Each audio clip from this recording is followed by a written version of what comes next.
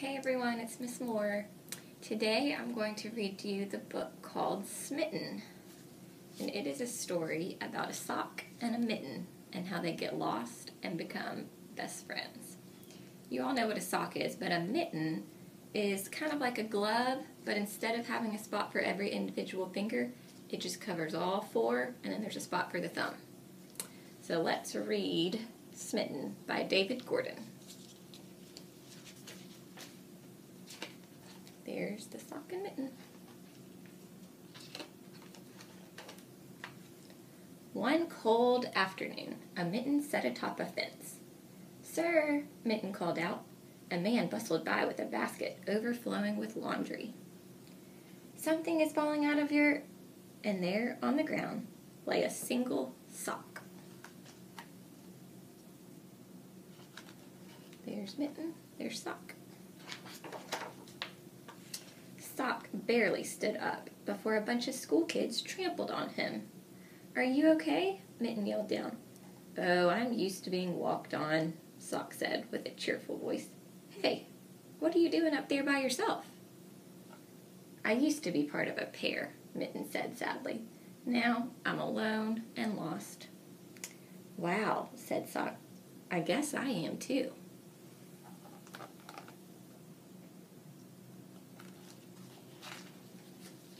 Mitten jumped off the fence post. "Without my right mitten," she said, "I'm just a left." Sock was neither a left nor a right, but he knew what she meant. "We've got to find our other halves," he said. As they set off through the park, Mitten covered her nose. "What's wrong?" Sock asked. "I hate to break this to you," said Mitten, "but you don't smell so good."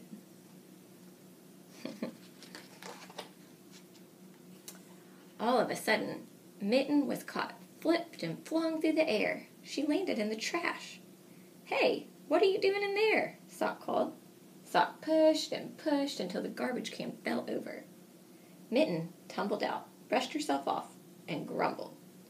Sock wrinkled his nose. "Now who doesn't smell so good?" Now she smells like stinky trash. By now, Mitten was cold, dirty, and downright annoyed. They passed a grocery store, and then a pet store. Sock stopped in front of a laundromat. It was closed, but he had an idea. "Let's sneak in and get clean." Mitten shrugged and followed.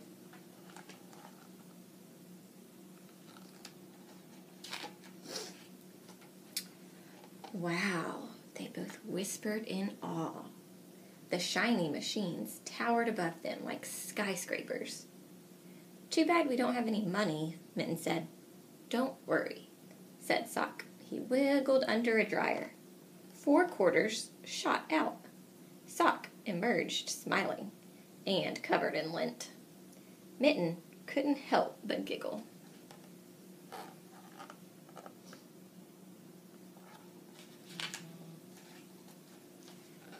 "Mitten, the water is perfect. Come on in," Sock called as he bobbed in the bubbles. Even Mitten had to admit it looked pretty fun. She tested the water, then eased herself into the warm, soapy suds. The two played a splashing game until they heard ding! The wash cycle was done.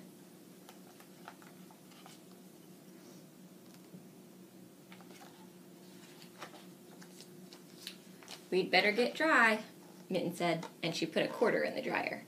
They spun round and round. "Yippee!" Sock shouted. But when Sock stumbled out, he was not only very dizzy, he had shrunk small enough to fit on a baby doll. "You should have told me you were wool," Mitten shouted. They made their way out to the sidewalk. Sock was so tiny that he fell behind, so he shrunk in the dryer. And he's itty-bitty now. Suddenly, 2 dogs jumped out from the corner and grabbed him. They tugged and pulled and stretched Sock to 10 times his size. "Put my friend down," yelled Mitten, charging back to the rescue. The dogs were so surprised, they dropped Sock and took off.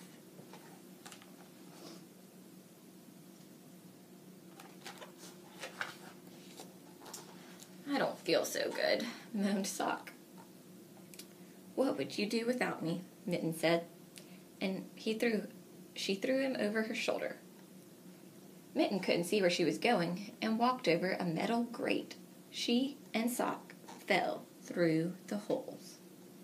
Down they tumbled, thumb over heel, through the darkness. Uh-oh.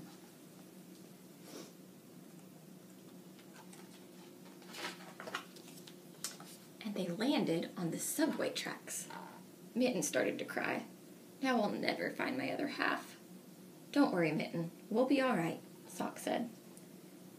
Oh, no, we won't, Mitten shouted, pointing at the giant lights, beaming down on them.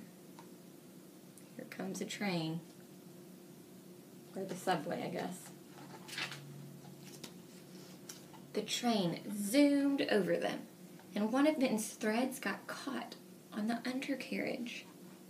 She unraveled into one very long piece of yarn. I don't feel so good, said Mitten.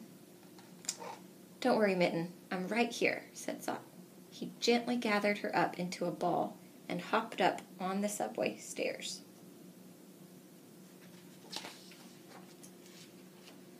After a lot of searching, Sock finally found a knitting store and snuck in. He grabbed a set of knitting needles and a good how-to book. I'll fix you right up, Mittens. This will never work, Mitten groaned. But Sock kept knitting through the night to put his friend back together.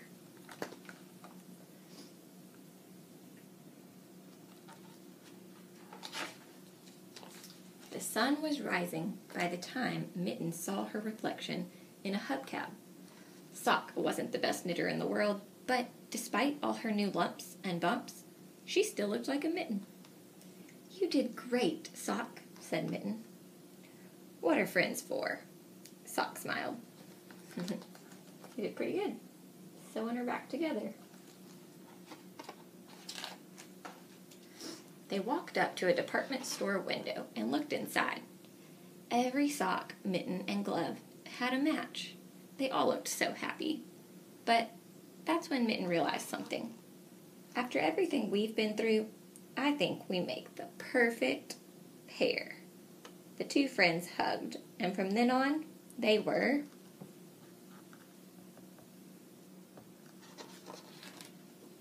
smitten. So since they couldn't find their matches, they became a pair, a match. And when you put Sock and Mitten together, you get smitten. So I thought that was a pretty cute story. I hope that you're all doing well and having a good day, and I hope to see you soon.